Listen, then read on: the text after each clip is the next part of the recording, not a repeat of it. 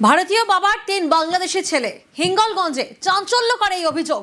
মুর্শিদাবাদ এবং কোচবিহারে বেআইনিভাবে ভারতে ঢোকার অভিযোগ, গ্রেফতার বেশ কয়েকজন।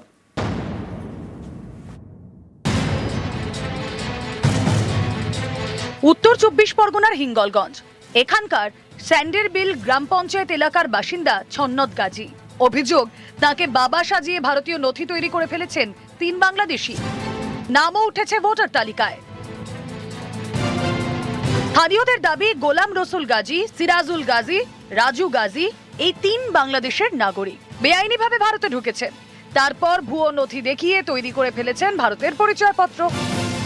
এই নিয়ে পড়ে গিয়েছে জোর শোরগোল। ছন্নত গাজী আপনার ছেলে না, ওটা ভাইয়ের ছেলে। এর অ্যাকচুয়ালি বাড়ি কোথায়? বাড়ি বাংলাদেশি বাড়ি। বাংলাদেশি বাড়ি। এখানে কিভাবে করলো ভোটার কার্ড? ওই চাচার উপলক্ষে করেছে, চাচাজি চাচা চাচি তাদের। তাহলে এখানে দেখতে পাচ্ছি ছন্নত গাজী 3 ছেলে বাংলাদেশি। বাংলাদেশি।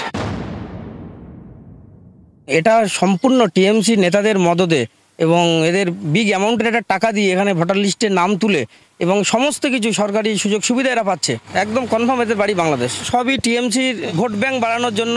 ভোটার কার্ড বা ভোটার লিস্ট এটা তো হচ্ছে আমরা তৈরি করি না, এটা করে সম্পূর্ণ সেন্ট্রাল গভর্নমেন্ট। তো সেই জায়গায় দাঁড়িয়ে কোনটা কি আছে, কোনটা বৈধ কোনটা অবৈধ, সেটা বিজেপি তথা সেন্ট্রাল গভর্নমেন্ট, যারা সেন্ট্রাল গভর্নমেন্টকে এখন নিয়ন্ত্রণ করছে তারাই বলতে পারবে। এমন কোনো অভিযোগ যেটা উঠছে, যেটা যদি সঠিক হয়, আইনানুগভাবে তার ব্যবস্থা নেওয়া অবশ্যই উচিত। মুর্শিদাবাদের লালগোলা, বৃহস্পতিবার গভীর রাতে এখান থেকে গ্রেফতার এক বাংলাদেশি। অনুপ্রবেশে সাহায্য করার অভিযোগে গ্রেফতার করা হয় 2 ভারতীয়কে। কোচবিহারের হলদিবাড়ি থেকেও গ্রেফতার বাংলাদেশি। নাম নিলয় মণ্ডল, বাড়ি বাংলাদেশের রংপুরে। তার সঙ্গে গ্রেফতার করা হয়েছে এক ভারতীয় মহিলাকেও। তার বাড়ি দক্ষিণ 24 পরগনার কুলতলিতে। বাংলাদেশি যুবকের দাবি, ওই মহিলা তার স্ত্রী। নিউজ 18 বাংলা। অবৈধভাবে সীমান্ত পারাপারের চেষ্টা, বাংলাদেশিকে গ্রেফতার করলো বিএসএফ। স্বরূপনগরের তরালি সীমান্ত থেকে গ্রেফতার করা হয়েছে। জিয়াউল প্রতিনিধি আমাদের সঙ্গে রয়েছেন। জিয়াউল, কতজনকে গ্রেফতার করা হয়েছে? দেখো, এখনো পর্যন্ত 11 জন বাংলাদেশকে গ্রেফতার করেছে স্বরূপনগর থানার পুলিশ। মূলত স্বরূপনগরের বিথারি হাকিমপুর গ্রাম পঞ্চায়েত তরালি সীমান্ত এলাকা থেকেই কিন্তু এই 11 জন বাংলাদেশকে গ্রেফতার করে। মূলত এরা ভারতের বিভিন্ন জায়গায় কাজের সূত্রে দীর্ঘদিন ধরে ছিল। যেহেতু এসআইআর প্রক্রিয়া শুরু হয়েছে, ফলে তারা এই সীমান্তবর্তী চোরা পথ দিয়ে কিন্তু একেবারে সীমান্ত দিয়ে তারা বাংলাদেশে ঢোকার চেষ্টা করছিল। তখনই বিএসএফ এর নজর আসে এবং সেই সময় কিন্তু তাদেরকে জিজ্ঞাসাবাদ এবং আটক করে, এমনটা কিন্তু জানা গেছে। পরবর্তীকালে স্বরূপনগর থানার পুলিশের তুলে দেওয়া হয়। মূলত এর মধ্যে প্রায় 4 জন মহিলা, 3 জন পুরুষ এবং 4 শিশু রয়েছে, এমনটা কিন্তু পুলিশ সূত্রে খবর।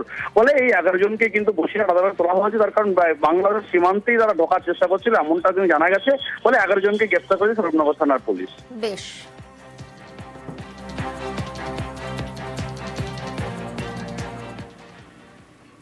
অনুপ্রবেশ ইস্যুতে বিরোধীদের কড়া আক্রমণ মোদীর। ভোট ব্যাংকের রাজনীতির অভিযোগ তুলে চড়া আসুর।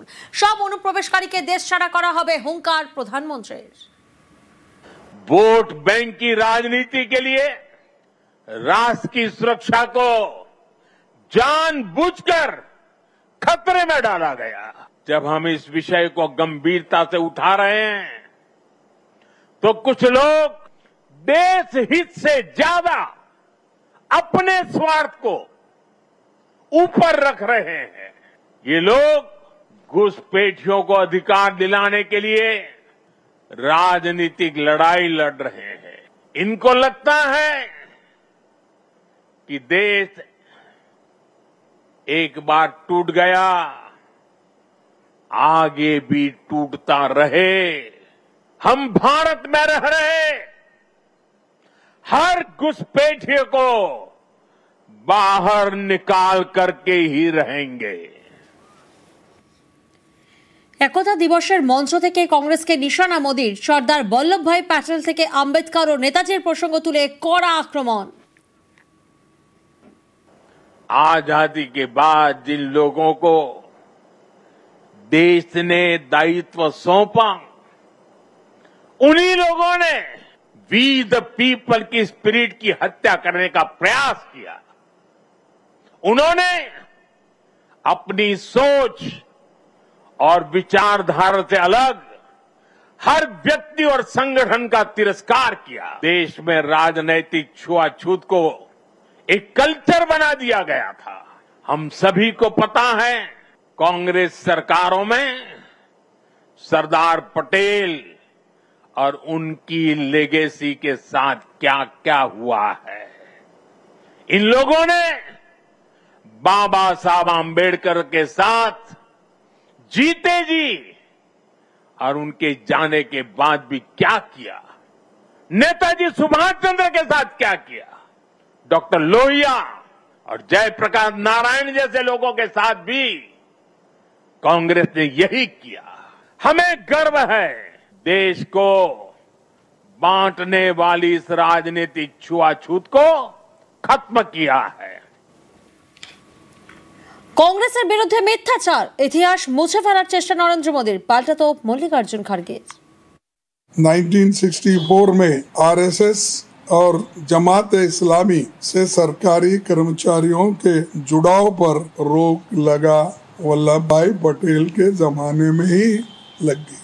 कांग्रेस को हर बात के लिए दोष देते हैं, लेकिन आपके करतूत क्या है वो आप देख लीजिए। आपको कुर्सी मिली इसीलिए पूरा इतिहास को मिटाने का कोशिश मत करो। ये हमेशा पंडित जवाहरलाल नेहरू जी और वल्लभ भाई पटेल को झगड़ा लगाने की कोशिश करते। नेहरू जी ने खुद यह कहा है, भारत की एकता का शिल्पी, और पटेल जी ने नेहरू को कहा देश के आदर्श और जनता के नेता।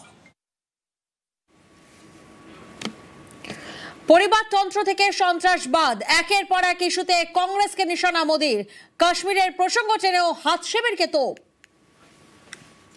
सरदार साहब ने देश की संप्रभुता को सबसे ऊपर रखा, लेकिन दुर्भाग्य से सरदार साहब के निधन के बाद के वर्षों में देश की संप्रभुता को लेकर तब की सरकारों में उतनी गंभीरता नहीं रही। सरदार साहब की नीतियों पर चलने की जगह रीढ़ विहीन रवैये को चुना। जैसे उन्होंने बाकी रियासतों का विलय किया, वैसे ही पूरे कश्मीर का विलय हो, लेकिन नेहरू जी ने उनकी वो इच्छा पूरी नहीं होने दी। कश्मीर को अलग संविधान और अलग निशान से बांट दिया गया। कांग्रेस की लचर नीतियों के कारण कश्मीर का एक हिस्सा के अवैध कब्जे में चला गया। पाकिस्तान ने आतंकवाद को हवा दी। कांग्रेस हमेशा आतंकवाद के आगे नतमस्तक रही। आज कश्मीर आर्टिकल 370 की जंजीरों को तोड़कर पूरी तरह मुख्य धारा से जुड़ चुका है।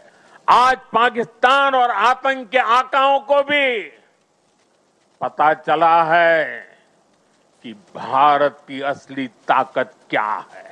ऑपरेशन सिंदूर में पूरी दुनिया ने देखा है, आज अगर कोई भारत पर आंख उठाता है तो भारत घर में घुसकर मारता है।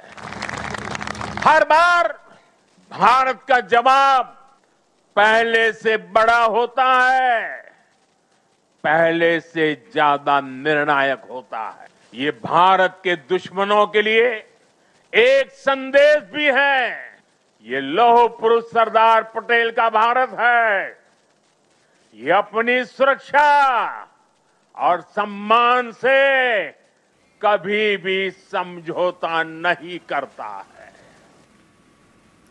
বাংলায় বিজেপি ক্ষমতায় এলে থাকবে না কাঁটাতার, এক হয়ে যাবে ভারত বাংলাদেশ। রানাঘাটের পদ্ম সাংসদের মন্তব্যে বিতর্ক। আমরা কথা দিচ্ছি যে এবার যদি আমরা জিতি, মাঝে বাংলাদেশের সঙ্গে কাঁটাতারের বেড়া আমরা রাখবো না। এক ছিল, আগামী দিন এক হয়ে যাবে। যদি তৃণমূল জেতে সেক্ষেত্রেও বেড়া থাকবে না, কিন্তু সেটা বাংলাদেশ হয়ে যাবে। ভুল করে বলেছেন সাফাই সুকান্ত। গেরুয়া শিবিরে দুই সুর খোঁচা তৃণমূলের। আমার মনে হয় কোনোভাবে তিনি মিসকোটেড হয়েছেন। কাঁটাতারের বেড়া রাখবো না কিভাবে হতে হবে, কাঁটাতারের বেড়া তো আছেই, এবং গোটা সীমান্তে যে এখনো 400 কিলোমিটারের বেশি যা ফাঁকা জায়গা আছে সেই জায়গাটাকে তাতে কাঁটাতার দিয়ে ভরাট করা হবে। তাহলে আগে নিজেদের মধ্যে লড়াইটা সেরে কাঁটাতারে বেড়া দেওয়া যাচ্ছে না বলে লড়াই করছেন আমাদের দলের নেতারা, বিরোধী দলের নেতাদের শুরু করে সবাই। আর একজন নেতা বলছেন কাঁটাতারে বেড়া কিন্তু পুরোপুরি তুলে দেবেন। আগে নিজেদের দলের লড়াইটা সেরিয়ে ওরা সিদ্ধান্ত নিক কি হবে সেটা।